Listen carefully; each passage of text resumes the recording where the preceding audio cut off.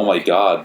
He found a Garfield. This is actually probably one of the best Garfields I've seen him find. This is going to be the interactive show. I'm going to Instagram that shit. Yeah, go on Instagram and you will find this amazing Garfield. Just kind of there's something out of nothing. What I really Garfield. wish I did was give you another color to draw with, so we can see the difference between the original line and the final. Oh shit! Yeah, that is a Garfield-ass Garfield.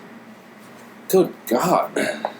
You are a superhuman. We interrupt this podcast to bring you Garfield. Damn, I should have done it before and after. That's what I should have done. Dank Ass Stubs is brought to you by Garfields, about hidden, insidious Illuminati Garfields. Garfield is watching you poop. Stop looking for Illuminati triangles and everything, and start looking for Illuminati Garfields. You know what I want to do is combine Garfield and Guar. Yes. Garfield? Garfield. Well, since Odorous Arungus is no longer with us, sadly, maybe there's an opening. Well, and they just kicked out Volvatron or whatever. They kicked out Volvatron? Why? They had weird conflicts, and I guess she was, like, they had this whole big spat over social media, over, like, a Facebook account where they just basically argued it out, and they... Guar's been having such a hard time. Yeah, they sort of released a statement that was like... This episode of Frank S. Tubbs is brought to you by hoping that Guar is okay. I really do. I've never listened to Guar, but, you know, all the best to them. Yeah. But, like, yeah, they had this whole spat where one of the guys basically said, like, oh, yeah, we've really enjoyed our time with Volvatron, but, you know, we're not going to use that character for right now, because all the characters are, like, you know, they can kind of circulate. And they basically said, like, we're going to retire that character for the moment. It might come back. Who knows? And then I guess they didn't inform the woman who is Volvatron, and they got into a big argument over it. Oh, that is bad. That's a bad way to find out that you've been canned. Yeah. So I don't know the full details, but that was you know, some Guar ass shit. So Garfield. So Garfield is I will say music festival. There are complaints about the movies that I've heard voiced that I can understand, but I you know, personally hate them. It made me cry. Yeah, so it made me cry because cries for queers. I don't like I don't like it when people are mean to the movie, because you know the movie has feelings, and those feelings must be protected at all costs. It's all about feelings. Yeah, I will say this was a lot more enjoyable to watch than Crank 2. Okay, I saw a bunch of movies this year. One whole bunch? The worst, I have to say the worst movie, animated or otherwise, that I saw this year was Home. I've heard. Which, to me, Inside Out is like the polar opposite of Home in terms of emotional resonance. What about when Bing Bong did his whole Rihanna breakdown? Oh, yeah, or the fact that whenever they have an emotional moment, they would literally turn the dial up on the music. Oh, Lord. Oh, God, it was terrible. It was bad. This episode of Frank S. Tubbs is brought to you by Home, starring the Bazinga Man and Rihanna. Oh, what? She's in that too? Rihanna voices the main girl. She voices the main girl, and then all the music is Rihanna, so it's not the girl singing the songs, but it's Rihanna. But okay, I'm sorry to all the people who worked on the movie. I'm sure they did they put a lot of hard work into it over the course of 4 years. 4 years. That is one Obama. It's one of the worst animated movies I've seen. Probably if I had to compare it to anything that I saw that I hated, the last animated movie that I saw that I really regretted watching and wishing I had the time back was the Lorax. Really? Oh, yeah, man. I'm going to be very vocal about what I don't like in this episode. Now, I'm not saying that I hate the people who worked on it, because I don't. They obviously put in hard work into this movie, but that movie was flawed as hell. The Lorax? Both Home and the Lorax. I think the Lorax was a perfect film, personally. If you want to see a perfect movie, having never seen it. If you want to see a perfect movie, watch Rover Dangerfield. Yeah. Rover Dangerfield is probably one of the. Personally, that's the. I'm going to just say a lot of people, if anybody listens to this who actually knows who I am, they will know that I have an odd appreciation. Like some people want to know. It's almost a fetish. Some people want to know like how their favorite movies were made. Like I want to know how they made Citizen Kane or Wizard of Oz or Snow White or. But all those movies are very well documented. I want to know everything about Rover Dangerfield. Like why was it made? Who was on it? what was the experience like? It was made because somebody made up the name Rover Dangerfield. Hey, I got an idea. Yeah, How about I'm a dog? As a dog. How's that sound? How about I get no respect, but as a dog? How about I get no respect for an hour and 15 minutes, but I'm a fucking dog? Get it? Get it? I'm a dog. Kids love me. And there you No, have your kids answer. don't know who the hell you are, Rodney. They will. They'll find They out. will now.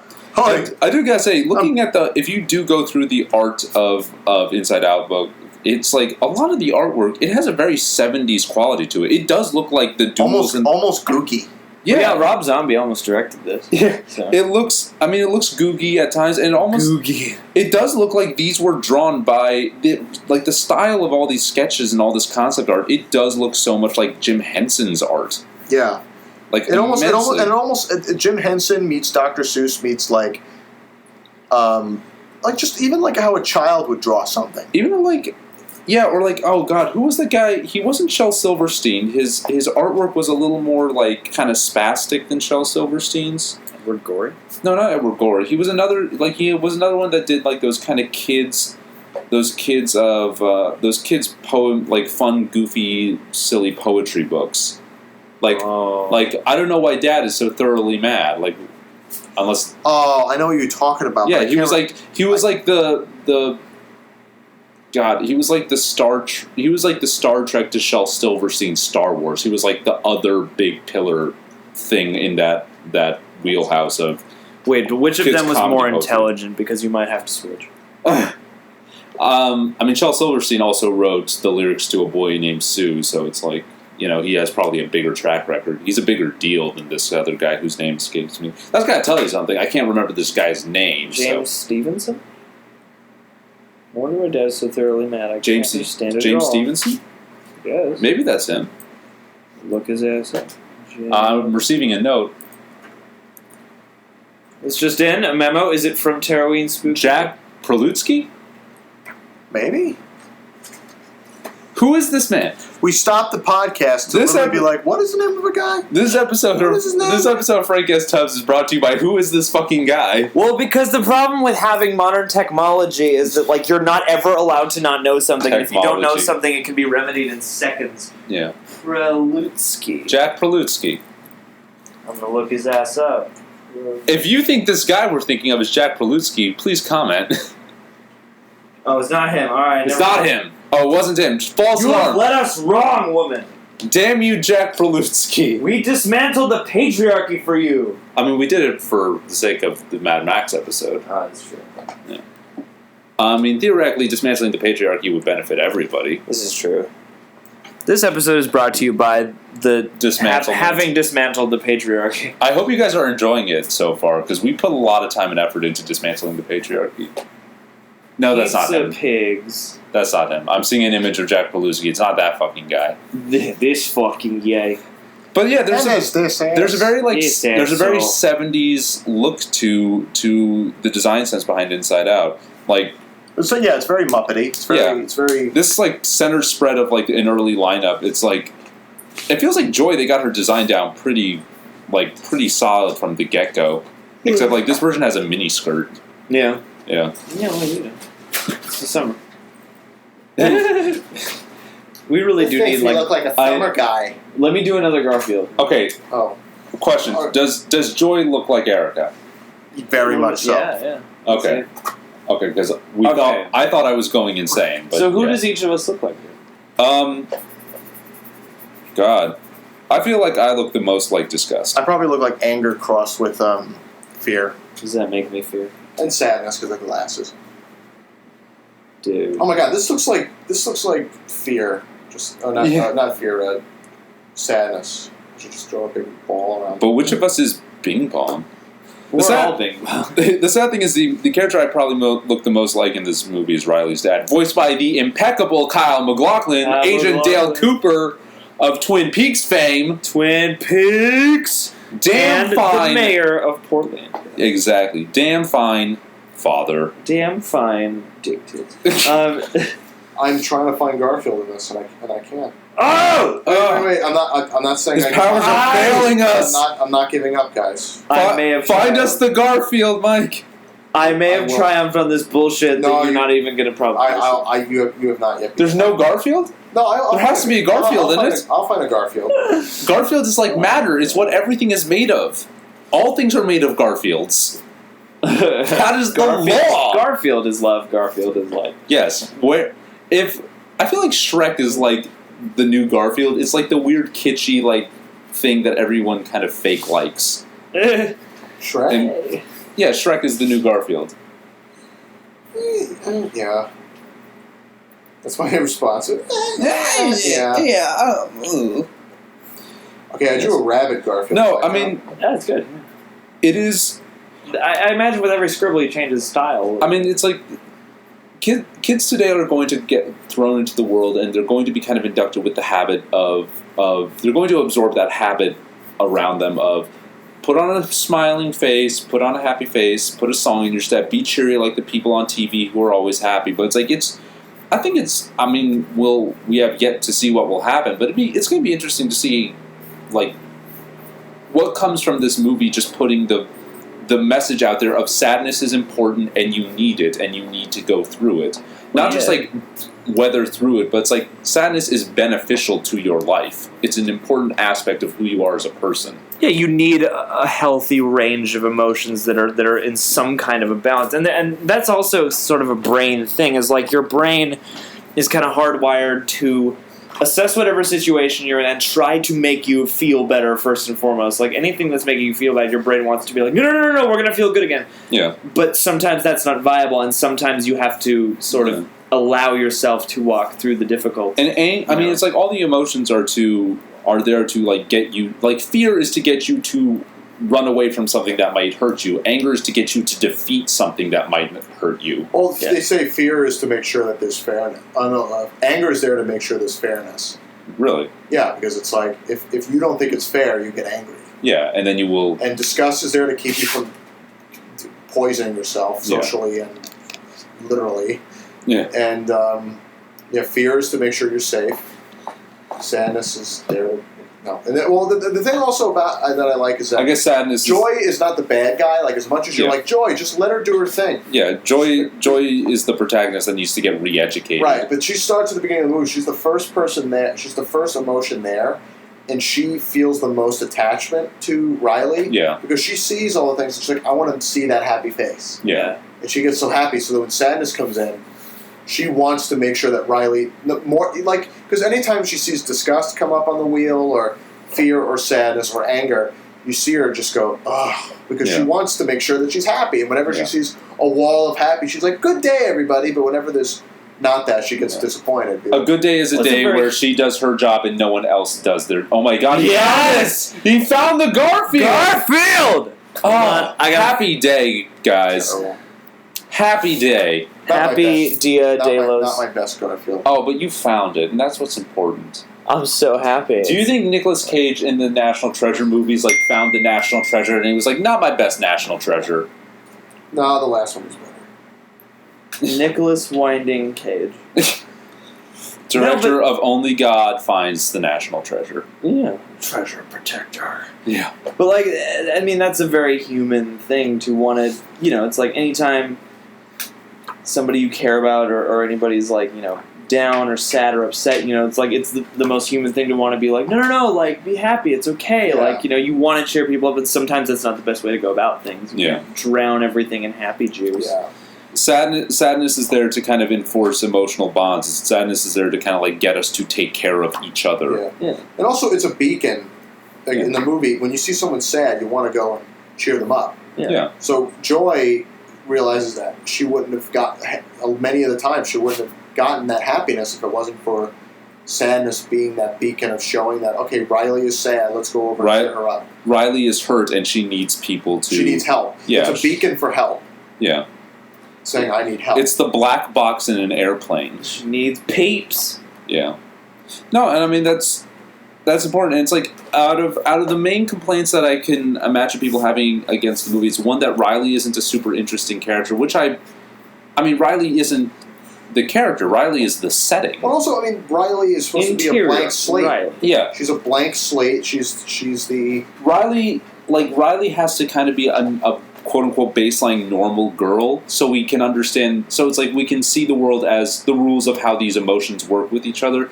Because if Riley had too much specific quirks and stuff going on, then it would be like, well, Riley's just weird like that, and that's not how... Yeah. But if she was any weirder, it would bring attention away from the really crazy stuff that's going on in her head. Yeah. The world that she's in, even the fact that she's living in a house that's weird, and it's a normal school, there's nothing really special about it. Or that she's an 11-year-old girl and her parents let her walk to school alone through San Francisco. In a new town that they've in a new town they've never been to. But, I mean, I get it. I understand, like, this guy's probably in San Francisco because he's, like, working in some new tech startup. Probably because startup. He's probably some weird, like mustache guy. He's some weird, like, new agey, hands-off parent, but... Well, but the other thing is, like, you know, she's in a situation where, you know, she's going through a lot at a time where you're getting that age where you're figuring out what your emotions are and what they do and, you know, the different, you know, parts of the spectrum. The timing of it, just the fact that she's going through a change, she's growing up, and the fact that she goes through a major change outside, which is her moving from somewhere that she was the most comfortable. I mean, you look at this. Look, she's got those 5 areas. She's got Honesty Island and Friendship Island, family hockey. Island. I mean, family and honesty. Hockey is the most important. But I mean, all those things are changing. Like hockey, she can't play hockey anymore. Not the way she used to. Not the way she loses her friends, her whole hockey team, just the things that made her happy in Minnesota, where she was from, and now it's all gone. And it's a complete, you know, your whole world is flipped upside down. Yeah. I remember moving and feeling like, oh my god, I'm not going to make any new friends. It's awkward. I don't feel right here. This isn't where I belong. It's like Riley not necessarily be the most interesting character ever, but it's like the whole movie is about her like the things that will make her an interesting human being, and it's interesting to peer inside of someone's mind at that stage during a situation like that. It's like that's checking in with Riley is almost like just a bonus to show the consequence of everything. Also, I mean, it's in this case, she is a place, and it's kind of like what creates the obligatory sort of like ticking clock in the last act. It's like when. You know, it's like we have to see Riley starting to get in increasing trouble and put herself at further risk to understand the stakes of which, you know, the crumbling of her brain is impacting the real world. It's really like what's that movie, The Fantastic Voyage? Or what was it, the one where they go... The Fantastic Mr. Voyage. The one where they go inside, they shrink down into... Fantastic Voyage. I was going to say... It's very much like that in the sense, but the thing is, they're not aware. They're in the subconscious. They don't leave. And there's some moments in the movie where you're like, oh, that's so great that they kind of filled that like the abstract thought stuff and all that stuff. Yeah. It's, like we said before, it's all subjective. The subconscious is this kind of like guarded place that... It's not like Osmosis Jones, which would have been an interesting movie if there wasn't as much crappy live action. The thing about Osmosis Jones is, like, I don't think it ever got into the psychological. Osmosis Jones was only about physiology. Yeah. And Bill Murray being gross. Yeah. Giant zits. Oh, that was gross. Total cash grab. Carry on the take care of you. Fucking Thrax from Osmosis Jones. I just want to see Osmosis and Indiana finally team up, you know. They're brothers. Oh, that's right. The Joneses. Yeah, the Joneses. Oh, and then Mr. Jones. Mr. Jones from the Counting Crow song and Mrs. Jones from the Me and Mrs. Jones song. Mrs. Jones. Mrs. Jones. Yes, I want all these Joneses. Oh, and the Joneses from the David Duchovny movie, Keeping Up with the Joneses. Anybody see that? No. It's about a fake family that was created by a marketing firm to like go infiltrate It's a fake family. David Duchovny is the dad. It's a fake family created by an advertising firm that's hired to just go into a suburban neighborhood and just like show off products and like act like a normal family. And just show off conspicuous consumption to everyone in the neighborhood. It's very Truman Show-esque. I know, right? But it does not sound that far off. Now I'm just drawing really awful Garfields. Please continue. There's no... That's a great Garfield. I don't know what you're talking about. He's kind of melty. I wish I could draw eating a turkey leg. He's kind of melty. What more do you want out of a Garfield? Well, I mean, a little nod to Italian cuisine would be nice. I mean, turkey leg, it's lasagna's where it's at. It was an Italian turkey. Oh, okay. Well, I guess. It's an Italian turkey. It's a turcolini. Hercules. No, and it's also, I wonder what Inside Out is going to do to parents. Like, parents are going to see their kids, they're going to take their kids to see... Fuck parents up! Parents are going to take their kids to this, and they're going to think, yeah, you know, I really shouldn't just, like, demand my kid to be happy all the time, like, or freak out if my kid isn't happy all the time. If my kid's sad, I'm going to validate them being sad and be like, okay, what's wrong? Yeah, find out about your kid. Ask him a question. Leave a comment if you're going to be a better parent. Leave a comment in the kid box. Go to your kid's YouTube channel and leave comments asking if they're okay. Friend your kid on Facebook and comment on everything they post. Yeah, that's not creepy. Yeah, not at all. It's not smothering. Yeah. You know. Go to your kid's Facebook page and post memes that made you think of them today. Yeah, I really like movies like this because they're not the same. This movie is much more. Not good natured is the wrong word, but it's warmer than Paranorman. But I kind of put them together because Paranorman has a similar like, that's not your typical like be yourself and you know that movie is about like fear and what it does to people and learning to see beyond the shitty things people do because everyone's kind of also the fact struggling. that I mean like even in Paranorman his parents don't really. Even his dad, I mean, his dad is like harsh, and I remember seeing that movie and being like, he says that one thing, it's like I didn't ask this, yeah, neither did we. And it's like, that dad is an asshole, fuck him. Yeah, a little bit. Like, oh my god, but then it's Norman, you know. I hope Jeff Garland knows just how proud I am of him. You're like crowning achievement, Jeff Garland. I'm really proud of Jeff Garland, just in general. As you should be. Yeah, you did a lot for. He played the best pink unicorn in any movie. Oh yeah. It's in Toy Story 3. It's like a pink unicorn. Like a small pool to draw from. What? Just best pink unicorn. Best pink unicorn. I mean, there are more out there than you think. I get, but it's not like the best pink unicorn in a movie goes to Jeff Garland. Jeff Garland, and everyone else is like, oh shit. Yeah. But it was nice to see another one of those movies where it's like, it's. You know, it's a more sophisticated, it's a more elegant message than not that being yourself is bad or anything. I mean, there was messages like that. Even I want kids movies that like send the message of be other people, absorb the identities of those around you. Like even Monsters University, I thought it had a really good message. But see, I haven't seen a lot of the recent. I haven't seen, like I said, Brave, Monsters University, Cars 2.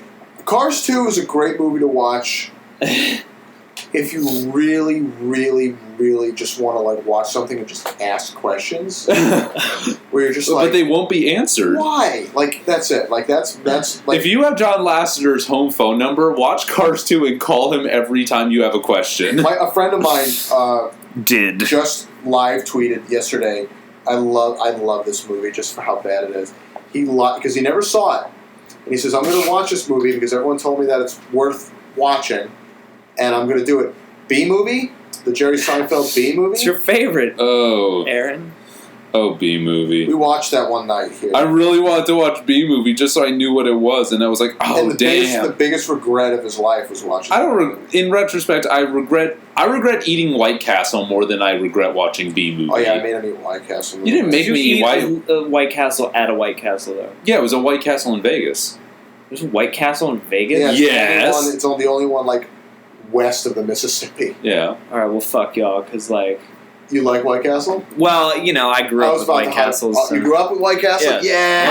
How did you grow up with White Castle? How did you grow up with White Castle? Because my folks are from back east, and I would go out there frequently. So, like, Skyline Chili, White Castle, La Rosa's Pizza, all sorts of shit from over there. Remember shit like people don't remember shit like Pudgy's Chicken. I'm trying to think of what I grew up with. In the way of fast food, I grew up with I grew up with chiefly Subway and Chubby's, and I don't know if any. I don't know if every Chubby's was like Chubby's was like I don't even know if it was a chain or if it was just in the one small town I was in as a kid. But basically, Chubby's was like a mini version of Mel's Diner where you could have like Chubby's. Yeah. I'm not kidding.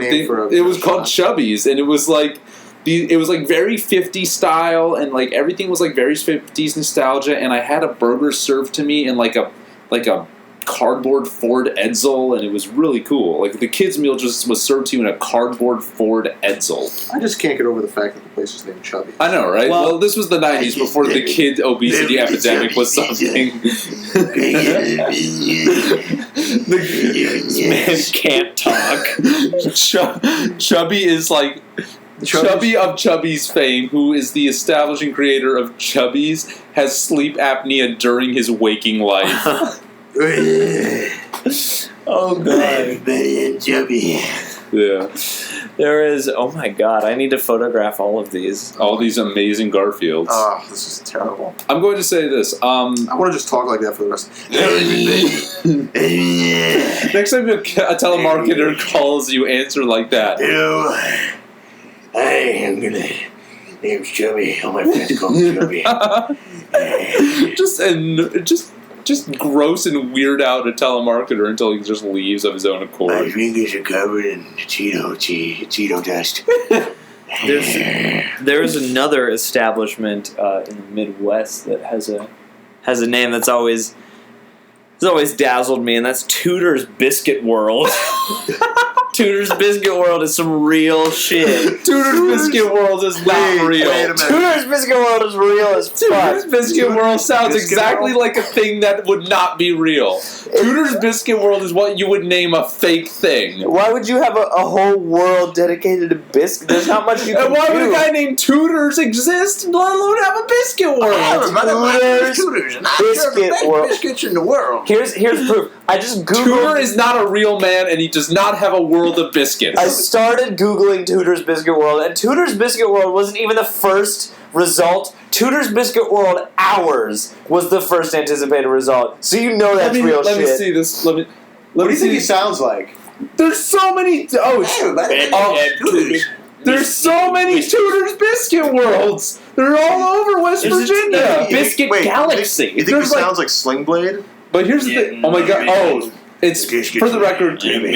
biscuit. Here's for the record. Tutors is spelled like the family, Yeah, not like the like Tutors. yeah, like the Tudors, not like tutors. Oh, No, not Tudor. Yeah, not like Farting ass biscuit man. because that's what I was thinking. You tell me tutors, I'm It's thinking not like Popeye, like Yeah. on a boat flinging bisque. you tell me tutors, I'm imagining Tutor from Captain EO, but with a T instead of an H. No. I think Tutor ate the map. Oh, stop. Let's see. I didn't eat anything. Well, all the biscuits. Anyone? You guys have seen Captain EO, yeah? I've seen Captain Eeyore. Just another part of me. Okay, he's seen Captain EO. I've only seen Captain No, Eeyore. Oh, you guys see Captain EO. Captain EO is EO. EO. It's the police EO. show at Yeah. Disneyland. yes, Captain EO. This is my favorite Garfield ever. Which one? The spooky fucked up one. The spinning one? one. The fucked up Garfield. The scribbly one. Oh, the first one I did? Yeah. No, Yeah. the second one. Hey, Oh you my guys God. want to know what? You guys want to know what famous philosopher Inside Out like would really? You know what famous philosopher would really love Inside Out? Reen Descartes. No, I thought you Mike- just made Mike- that up. he's saying Rene Descartes. Mike, you want to guess? I can't. Okay, I'm gonna blow your fucking minds. It's Nietzsche. Oh, Nietzsche. get that Nietzsche. Nietzsche is on the record for saying the exact shit that is like. Nietzsche's on the record saying he really enjoyed this. No, I'm gonna blow your mind. I'm gonna make you lose your shit. I'm Touch going my to. mind. Okay, this is Nietzsche from The Gay Science. All right, don't laugh about the title of his book. Okay, so this is Nietzsche word for word. How little you know of the happiness of man, you comfortable and good-natured ones. For happiness and misfortune are brother and sister and twins who grow tall together, or as with you remain small together. Ha! Do you know what's a gay sign? Gay Science. Do what's a gay... Oh, I think it's a gay sign. No, it's called I was the about Gay to say, Science. If I could think of a gay sign, it'd be slippery when wet. We all walked right into our Slippery when butthole. wet. Get it? I get it. Gays are slippery. Who are because they swim all the time. That's terrible. 'Cause I regret saying that. gays are actually aquatic people. They have gills. Kevin Costner in Waterworld, he was gay. He had gills. Yeah, because we're used to going under. Who are you doing right now? Remind me their name. Oh, Paul, like very Paul Lindish. Yeah. Charlotte, it says crunchy. I'm still awake. But no, Nietzsche, the gay science, because basically the science of happiness. Okay. Yes. I shit you not, Inside Out is a Nietzsche-ass movie. Teenage Mutant Nietzsche. Well, explain your thesis. I just explained it. Like, Nietzsche just said, he's word for word as saying, happiness and sadness are siblings who grow together. That's the whole point of the movie. Oh, I believe that shit. I thought happiness is a warm puppy. Happiness is a warm Beatles record. Happiness is a warm Bun. biscuit world. Happiness is a warm biscuit world. Nothing should happen. If Tutors Biscuit World would sponsor us, I would lose my shit. I'm just wear imagining Tutors Tutors Biscuit t-shirt. World. I want Tutors Biscuit World to do some cross promotion with the show The Tutors. Just like a royal combo. just decadent, like backstabbing political machinations and crazy like medieval sex. When you think of your world of biscuits, medieval too. That was like a ghostly dick. That was like a ghostly. that's like radio the dick star. that haunted Ebenezer Scrooge. Ebenezer. Haunted Yogi Bear. I am the ghost of Marley's day. You're always a ghost. Hey, speaking of ghostly things, Ghostly of things. spookiness and terror. Oh shit! Wait, are you? Is this what I think it is? Hold on. Yeah, we gotta get the copy. Hold on. I'm being handed a bulletin. Ding ding ding ding ding. I have a typo. Okay. Being handed a bulletin here in the studio. Okay. Let's Get to the. They were shipped out of order. There's yeah, these are never in order. yeah. Go by the number that's written on the back side. Sorry. That's okay. Yeah. Don't worry. Well, Mike. no, because I was queuing up. I was queuing up the track. I was just really excited. Because I had I was it in queuing and out up. like an hour. There was no lead time Oh, on the okay. tape that they sent in. Oh, shit. More Garfields. The Garfields are multiplying. Dude, they're multiplying like wabbits. I'll be drunk. Oh shit. Okay, are we ready? We are ready. Okay, this episode of Dank Ass Stubs is actually in real life. In real time, yeah. Not like all those other fake sponsorships of things that don't exist, like Frank S. Tubbs. We're gonna and lose the elephant the that real. inflates you.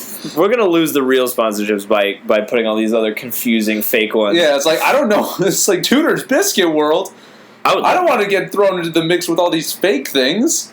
Hey man, Okay. you know Tutors is Dank fucking Ass real Stubs shit. is brought to you by Tarroween Spooky Days. That's right. Taren Spooky Days open every days except Thursdays through Sundays. Let's see. This year's here. Taren Spooky Days promises to bring much frightenings and very horror. Very horror, yeah. Very horror ooh. indeed. Now featuring a bathroom. Oh yeah, they got like a picture of a little portalette here. Yeah.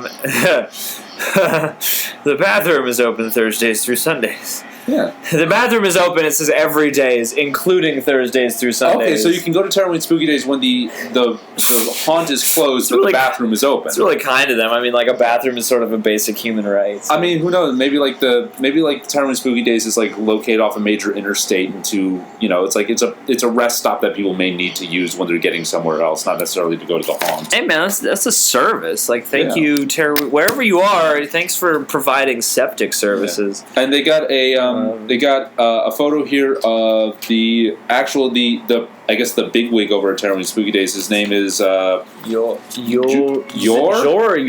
I'm gonna say with Jor because they're Jorh. Jor Hairboom. Hae. Why is the B small and the rest of the word is big? It's like I think the last name is capitalized except for that B. Haerbm. Jorh Hairboom, who is the executor of creations for Taren Spooky Days. This is like a really official operation. I would like to visit them. Yeah, they just never say where. I'm into haunts, man. They just don't say where they are. Maybe it's like some of those more exclusive and maybe you got to get on like a extreme VIP haunts. mailing list. Yeah, maybe you have to like get a ticket and then they'll tell you the location later. Like, It doesn't say a website. There's no way to contact them, and they just send these promos they to just us. yeah. Dor Herabum welcoming all Taren Spooky Days fanaticals to this year's Hoont, Hoont. That's Hoont. very wrong. Maybe it's like an owl, like a Hoont. Maybe there's an owl theme. There's a quote from Mr. Herabum. Oh yeah. I am dream of a place where One day. I'm going to say it's children. The word is children, I think, just misspelled. One children, day, children. Oh, children. Children can spooky. Can spooky. Hey, I mean, it's a very so worthwhile dream. I'm taking that to mean that it's kid-friendly Taren Spooky Days. Yeah. So, well, it seems like they seem relatively good-natured. Yeah. So bring your kids to Taren Spooky Days. It's not like one of these more extreme mainstream haunts that, they don't say they're not for kids, but they're going to say, oh yeah, we recommend no one under 13, but your kid is still allowed in. Yeah. That's the gate. And that gets you in hot water, Yeah. Like they're going to make an effort to be friendly to children, and I can respect. That's nice, I mean, So, it's nice to round out. I think there should be more and more family-friendly haunts out there. Anyone listening, go ahead and let us know if you know what Taren Spooky Days is and where it is. And maybe we'll do an episode on our experience at Taren Spooky Days. Yeah, well, I'm hoping that maybe like as Halloween draws near, they will send us maybe some free ticks. Yeah, get it like Compass. Free ticks? I mean, we've been Just promoting them. ticks. Just bugs? Yes. Yeah, I would love a tick infestation. I would love to 'Cause I am have that a parasite get infested personally. with ticks. No I want my infestations here. blood to be drained by something like totally unglamorous. I don't want like some fancy pants Dracula. I'm a working class boy. I just I want want my blood sucked by two things: doctors and bugs. I want them to just send us an entire season of the tick. Remember the With tick? Patrick Warburton? Yeah, Patrick Warburton. Of Patrick Warburton fame? Yeah. I want to combine Tim Burton and Patrick Warburton. That is my favorite. Oh, that's a good Garfield. That's a good field. One of my Sorry. top 10 fields. I know. I take a picture of the whole thing. Oh, I like this kind of Gary Larson mutant Garfield. This my shit, though. These are some great Garfields. These were some really great Garfield. This episode's really brought to you by Garfield. Yeah. He's hating on Monday. He's loving on lasagna. I never What was a more- big fan of Mondays. If you, interesting thing, if you guys have a collection of Garfield merch and you're confused as to how to sell it, Consult the video on YouTube. there's a video on YouTube on how to sell your Garfield collection, entitled "How to Sell Your Garfield Collection," and I highly recommend. And go to the Garfield Con on Long Island. Yeah, There's a Garfield I convention. highly recommend everyone watch the "How to Sell Your Garfield Collection" video because it's fucking wild. GarfCon. It's a wild ride to watch the "How to Sell Your Garfield Collection." It reminds me a bit of this guy who I think is from Norway who did these videos of him showing off his collection of VCRs. What? He collected VCRs, and he didn't have a huge, great grasp of English. Hell so yeah. it's this Norwegian guy showing all of his VCRs, and he keeps on trying to, in broken English, being like, Panasonic, good electronics. Or Magnavox, very good electronics in that one. And then we get to one that's like, no, bad electronics in that one. It's like he didn't have a huge grasp of English, but he knew that like most of YouTube was going to be English speaking. So it's like bad electronics. Yeah. Bad electronics. Well, because YouTube, came from America. Yep. Whoa, is there a rave in your pocket? You just get back from EDC, bruh? Just get back from your EDC. I just bought my EDC tickets for next year. I'm going to get my EDC tickets. Well, excuse me for having some EDM in my pocket. No wonder I was you going- went to Vegas so recently. You were on that EDC shit. Where is EDC? In Vegas, they moved it out of LA because people died. People died at EDC? Yes. Why? Because they, couldn't control their shit. They, knocked fences down. Somebody died, Why would anybody, willingly die at EDC? That's such a dumb thing to I do. don't think anybody stood up and was like, freedom. Oh, I'm getting a bulletin. Erica's gesturing, consuming lots of pills Oh, and not enough water. but this is the thing. I don't think anybody overdosed. I think somebody was, crushed under people. What? Yeah, like the security wasn't letting people in yet, and there were like these chain link fences up, and they like pulled them down and crushed somebody. Here's the thing: if anyone's gonna die, shouldn't they die for like A cause like of any kind, or just even like better music? Like electronic dance music is not like. I mean, I don't know. I just can't imagine like anybody like just like saying, "Oh, I'm going to just listen to electronic dance music for the sake of listening to electronic dance music." Like people listen to electronic dance music just to dance.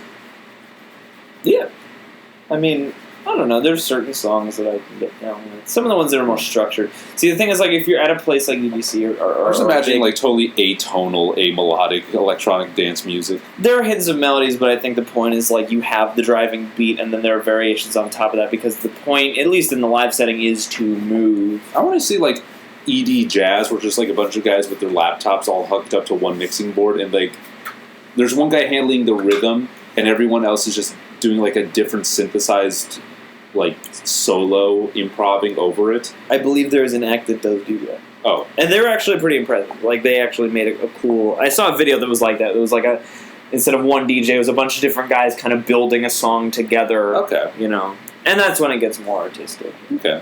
I would be down to check that out. If anyone knows of this EDJ, this electronic dance jazz band, Yeah. keep it to yourself. You can Never find a better place for pork. Tell no one. Take that secret to your grave. You can find a better place for pork and champagne. Keep it to yourself. Yeah. Oh. Big toothy Garfield, I'm just gonna document. hot off the press. I'm documenting the shit out of all this Garfield. So, Dude, so we've just... there was another thing about Inside Out that was like a criticism I saw some people kind of latch on, and that's the idea, like, for a movie that's all about needing to embrace sadness, and the point of the movie being how important sadness is not really enough of a character. She doesn't get enough screen time. The biggest complaint I heard about the movie is that, okay, so anger is anger, sadness is sadness. Why is Joy so multifaceted? Why does Joy get sad? And why does Joy get angry and frustrated and sarcastic? Well, It's supposed to be just happy. sadness does kind of never for as prolonged a time as joy does, but like even sadness would be like, oh yeah, I really like that memory. Yeah. It's when this sad thing happened. But But Joy there's prolonged contempt. There's annoyance. There's all this stuff. Like she's dragging. I mean, anger even gets happy and giddy at the chance to express anger. yeah. Like fear, that's his purpose. yeah, but like fear, like gets annoyed when he's watching a dream. And he gets really excited about coming up with the major list of all the things that could go wrong. Like on the he first day of takes school. pleasure in a different emotion in doing his job. Or like disgust is really the only emotion that is actually one note. Joy is just multifaceted because she gets the most airtime and does the most and learns the most in the movie. She's the one that has to grow and just go on a journey. Well, and Joy is also challenged a heck of a lot. Yeah. Yeah. You know. Her patience a lot. Yeah. And the thing is, it's like the point of the movie is like sometimes, Joy, you want to be Master and Commander Russell Crowe of Riley's brain, but occasionally Riley's going to get so sad that even you are sad. Yeah. Occasionally you need Paul Bettany to help you. Also, speaking of sad things with Joy, whoever animated that scene where Joy's in the dump and she sees and she's holding all the orbs and looking at him, she's like, I just want to be. Whoever animated that scene, it's like a long scene too. She keeps looking at. Give them a fucking medal. Yeah, Yeah. They did a great job. There's such really great, like Acting. emotive, like animated acting. Yeah. Like Or just acting. yeah. Well, Because it is acting. What I want to say is like this is acting that the animator is doing, and this is not something that's specifically coming from the VA. Well, it's no, like it's- the well, no, it's- a whole lot of it's form coming is from- putting it together. Well, yeah. Of course, a lot of it's coming from the VA, but the part of that you're referencing is the part that the animator is putting it's into Amy it. Poehler too. She aced that scene. Oh yeah, And they wouldn't. I'm not knocking Amy Poehler at all. I mean, no, Well, of course. But what I'm saying is it's like a synthesis. outside. It's sad to say, but outside of the industry of animation, the culture of big animation fans, a lot of times like people watch an animated movie and they don't know that a lot of what they're responding to emotionally is not what they're hearing from the voice actor. It's what the animators did to convey that emotion in the movements of the character. Yeah. It's what they see on screen, but people forget that Or the music. might have spent weeks or months on it. Oh, yeah. And that's just like, I mean, it's like we said earlier, Joy gets the shit kicked out of her in this movie towards the latter half, and it's like she crumbles. Yeah, that's such a Yeah. I mean, Crumbeezy. Crumbeezels. Like she is in a fetal position, quivering, like unable to move. Well, I feel like, being in the pit of forgotten memories would probably fuck up any emotion. I gotta say, it's like Pixar's getting really good at handling implicit death in their movies. I feel like there should be more of that. Yeah. Yeah. Of what characters? Cognizing their own death. Yeah. Just Mortality. Like yeah, we want more Pixar. Pixar, embrace your mortality. More death. More death. More death. Death. I started doing like my own version of a memento mori, where whenever I finish a tweet under 140 characters, I make up the character gap with skull emojis. Yeah. It's hard for me to, but the sad thing is I don't think it's actually giving me that clarity and that context of remembering my own mortality, because I'm just like looking at the skull emojis and being like, yeah, these are rad as hell. These are so cool. I'm gonna go on my GeoCities website with the trippy blood font. Yeah. Yeah. Oh my god. And the rotating gif of someone flipping you off. Yeah. God, I'm just remembering. GeoCities, Angel Fire. Tripod that never would load any website for me. Tripod never even worked. something like LiveJournal, which is LiveJournal, Zanga, Zanga. Zanga was my favorite party game. Zinga, zanga, dong, dong. Flea is a voice in this movie. Who is he? Flea from the Red Hot Chili Peppers. Who does he voice? The Wild Thornberries. Oh yeah, Donnie from the Wild Thornberries. Or if the internet is to be trusted, Do you remember Iggy the Wild Azalea. Thornberries? Yeah, no, I just totally forgot about that. Those Thornberries, quite wild.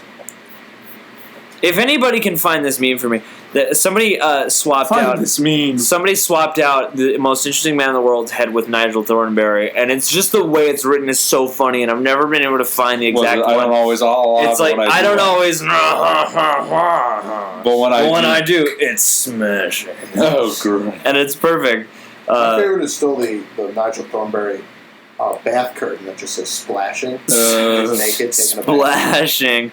Oh yeah, Paula Poundstone and Bobby Moynihan. Who's Bobby Moynihan?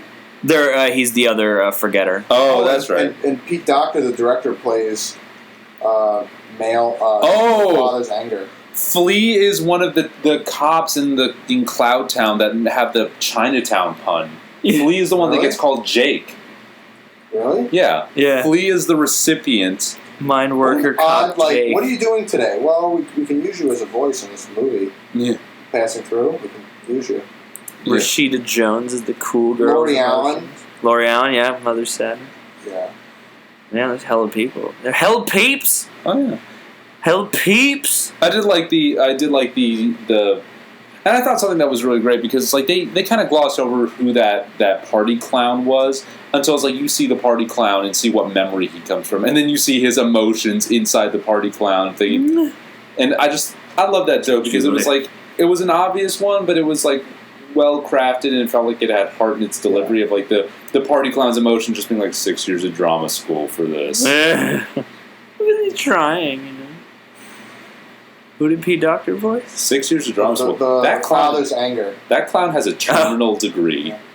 Even though some of the line readings, like, "Sir, we're reading a large amount of sass," and they animate just this giant, like, pivoting, like, vice of the head going sass, and it just goes up. And even that.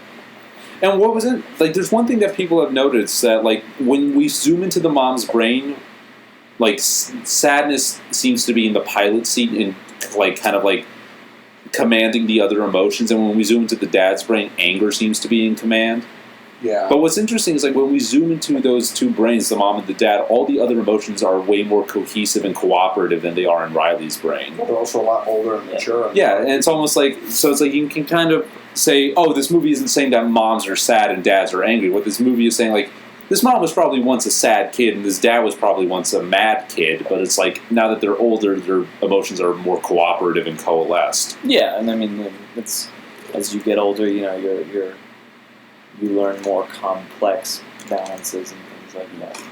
I like that and what I think is great about this movie is, like, it hints at a sequel, but it's a sequel that you know Pixar would never make because there's a big puberty button on the upgraded console, and you know Pixar is not going to make the puberty movie.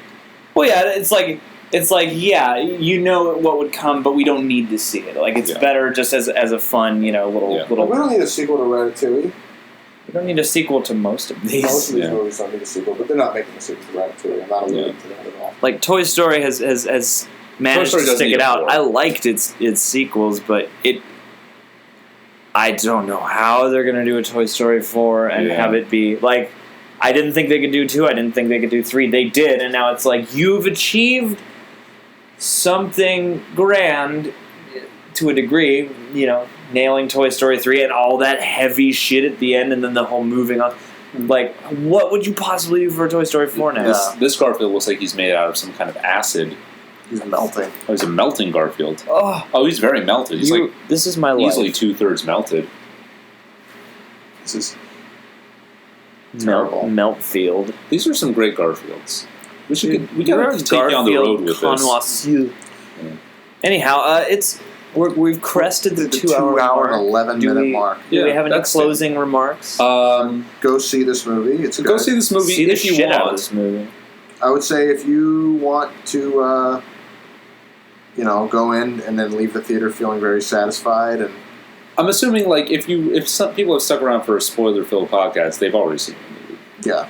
But if you haven't and you don't mind everything having been spoiled for you already, go ahead and see it again. Yeah. I'll probably see it again.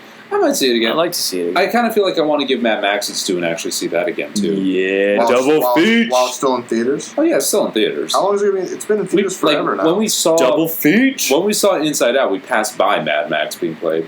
Wow. We walked through a Mad Max screening to get to the Inside Out. And everyone yelled at me. Sit down! Stop it! I'm not sitting down, sir. I have to go to the other theater because this is not my movie. This is a poorly designed movie house where you just have to walk through every row of theaters. Every plex is just kind of stacked against each other. You have to be that one asshole who's like, excuse me, pardon me, excuse me, I'm sorry, pardon me. But he's not even quiet about it. He's just like, excuse me. I need to get to my film. Did you move your knees, sir? I need to get to my film. I have to go over these many knees. Sir. Tickets to a film. Sir, why the hell did you bring your backpack to the movie? Ma'am, your purse's strap is wrapped around my ankle. I need you to remove it. I need to get to a film. I need get to a film. I need to see this film. Film. Where is my film?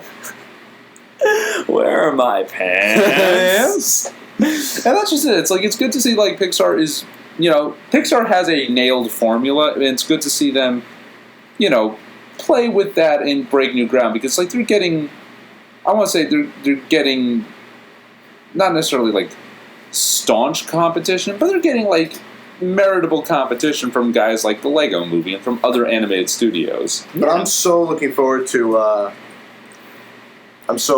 seeing more movies coming out. Like the Peanuts movie's gonna. The trailer for the Peanuts movie looked interesting. Yeah, I heard the idea and I was like, no. And then I saw the trailer and I was like, oh. So my question: this could be very dear. I like the way they're approaching the animation. It seems like it's inspired. Yeah, they're treating it very. Is it going to be like the original They're treating it like the specials. Where so it's going to be like episodic.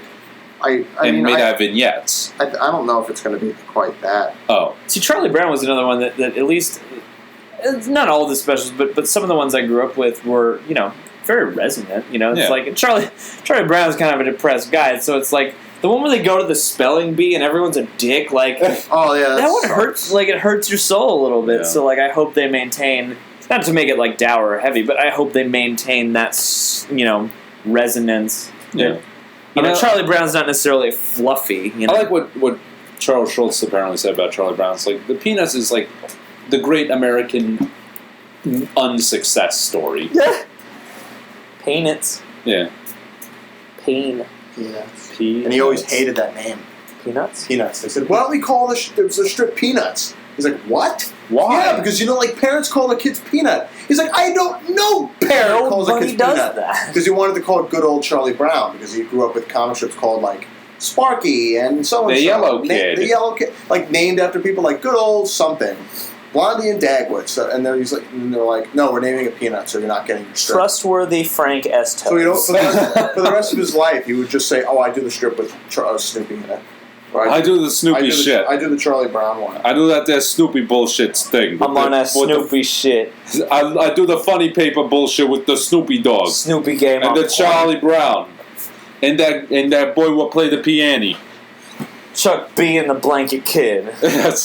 I bet that's exactly what Charles Schultz called it. Yeah. Chucky B and the Blanket Boys. Kinky Kelly and the Sexy Stuff. Speaking of sexy studs, Charlie Brown. Charlie Brown, man, that guy. He's got a head like a guava melon, and I totally am into that. Yeah.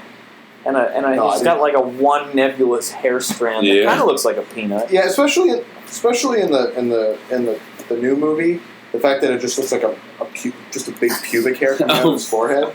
That's the biggest complaint about the style. It's it looks really cool, except for the fact that there's a giant pubic hair coming out of Charlie Brown's face. I mean, people were talking about Charlie's head looking like the lobe of a scrotum with a lone pubic hair on it for a time. Dry feels. Everything is awful. Everything is disgusting when you're living a dream. When you're pube head Charlie Brown. It's prepubescent baldness, Charlie Brown. That's another thing I used to do. With me and my friends, we used to we would be working when I used to work on BoJack Horseman. We'd all sit in a big pool and Michael also storyboarded on BoJack Horseman. Soon to commence its second season. Season 6, all right. Season 2. Same thing. Whatever. Numbers, whatever. But hey, yeah. Continue. Oh, but we used to sit in a big room together. And there was one day where we sat around and we were like, let's just come up with really bad peanut style. That's our word, Charlie Brown. Oh, no! Or, it's what was another one that we came up with? There was some bad ones. It's Malignant, Charlie Brown. Oh, no! My favorite is still That's Our Word, Charlie Brown. Yeah. It's still that's one I can actually. I was like, I want to know how Charlie Brown got himself into that situation. Probably through some misunderstanding. Don't look and a friend being a dick. Don't look outside, Charlie Brown. No. Jet fuel can't melt steel beams, Charlie Brown. Count the tiles, Charlie Brown. Really just horrible.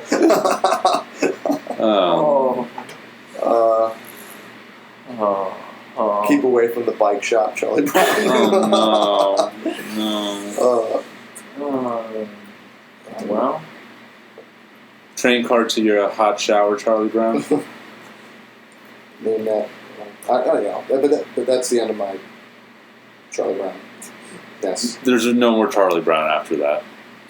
Well, Charlie Brown burned down 10 years ago. It's the end, Charlie Brown. Now we gotta what would be some names of some dour Garfield collections? God, I don't even. What those were called. Yeah, I don't remember I know there were Garfield collections that were like Garfield strip collection books that were making fun of his weight, like. Charlie Brown? No, Garfield. Garfield. Garfield. The thing that bugged me was that Garfield, it was just I would see posters in school that said no, just brain food. And things like exercise every day. And it was I don't give a fuck about knowledge or exercise. Garfield would be the opposite. He'd be no, be lazy and get diabetes and die because that's the Garfield way. Be lazy, eat as much starch as possible, and be antisocial at all costs. Yeah. Be a jerk. Just sit down and kick a dog and eat pasta. I'm going to send with marinara to Abu Dhabi. Oh no. Normal was the most gender, just like Tweety Bird is just the most gender confused cat. I will tell you who is the most gender confused character in cartoons, and it is not any of these these gender ambiguous characters. It's fucking Bugs Bunny.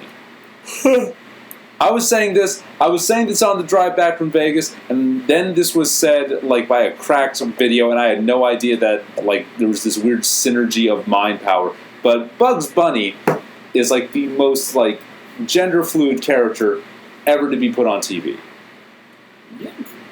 Yeah, I can see it. Like, how many times did Bugs Bunny like thwart someone trying to kill him by just like flirting and letting himself get feeled up while in drag?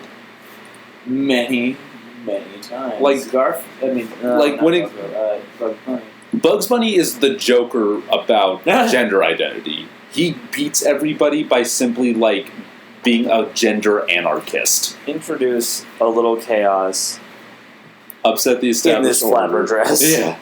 And everyone becomes horny. Yeah. Well, that's just Speaking of which, a sequel to Inside Out would be horrible because they would have to introduce like the horny emotion. Yeah, let's not do that.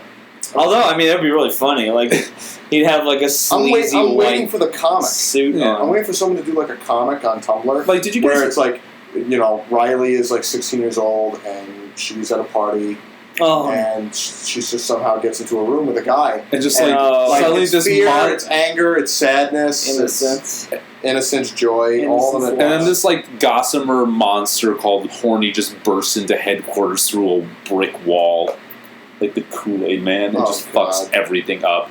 I'm glad they didn't introduce. Horny would be the Tasmanian devil. Yeah, basically.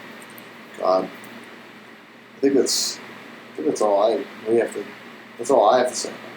Apparently, they're actually the researchers. Apparently, The researchers they consulted for, planning Inside Out. One of the 6 cardinal quote unquote emotions that the researchers found didn't get used in the movie, and that's surprise. Apparently, surprise is like separate from.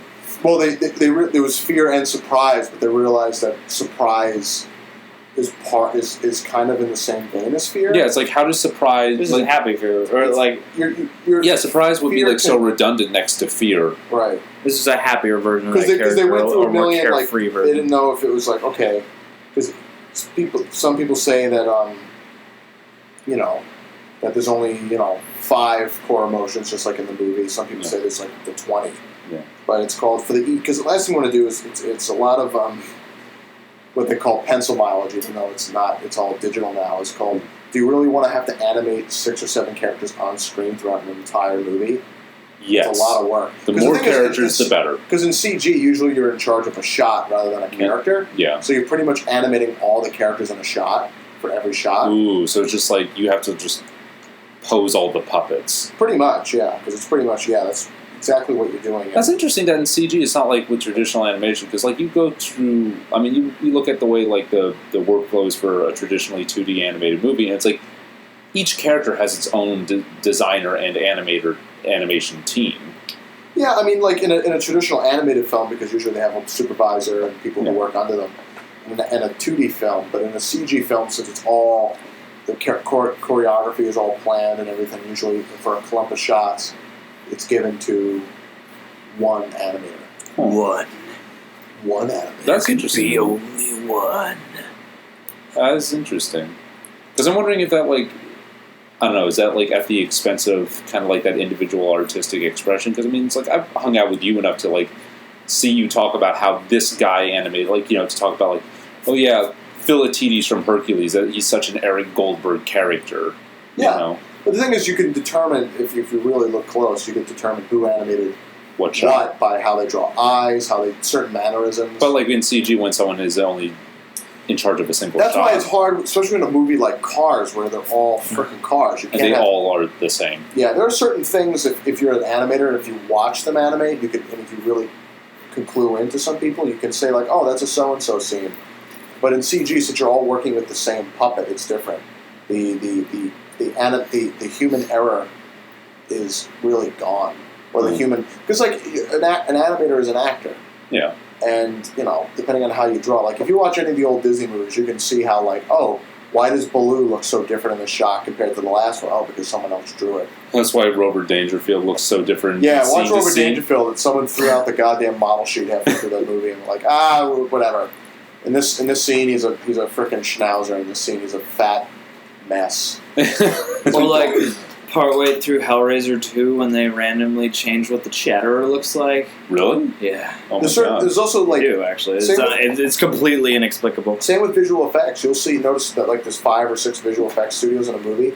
you'll see like really great effect, and then for one shot, you're like, wow, that looks really fake. And it's like, oh, that's the B or C team, or the B or D team. Yeesh. But yeah.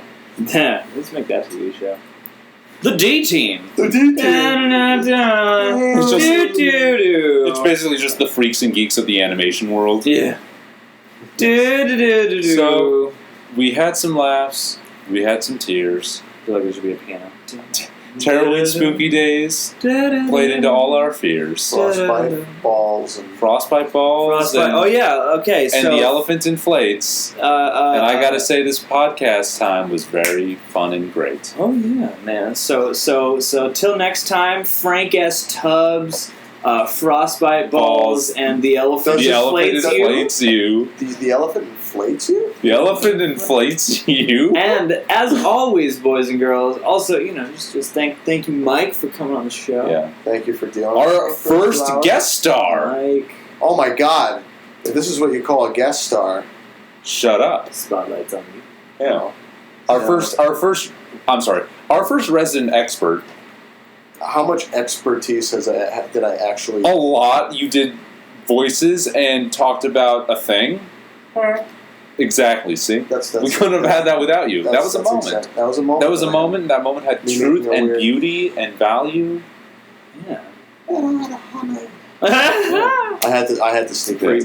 This episode of Frank S. Tubbs is brought to you by a nondescript bear character. Nondescript bear character. Woo! Oh, Also, special. Ooh. Yeah. There. Well, that's another thing too. If you do that voice a little too funky. much, if you say certain words slower, it just sounds really creepy. Pick a random word.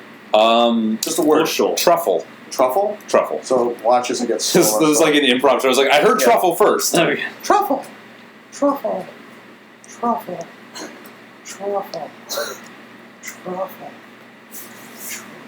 No. That's the thing, and also you don't want to hear like in a dark alley at night, very echoey. No!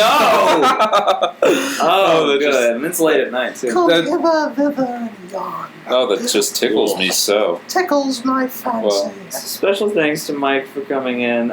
Thank you to Emmett for being a dog. For our Foley. For being a G. Thank you to Erica for letting us invade your workspace. Yeah.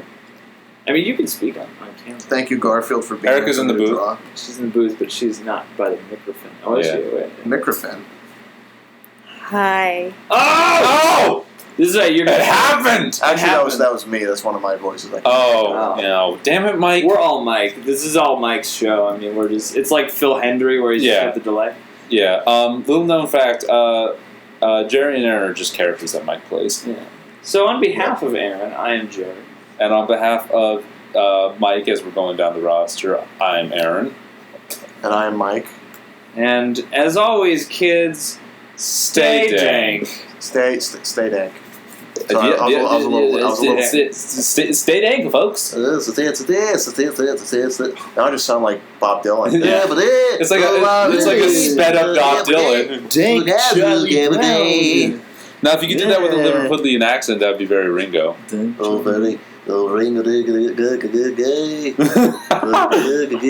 That is how he talks. Dank Ass Stubs. Oh, dude, wait! Close this out on a nondescript bear character. Oh yes. Now, I hope you enjoyed our episode of Dank Ass Stubs. Tune in next week where we hopefully discuss honey.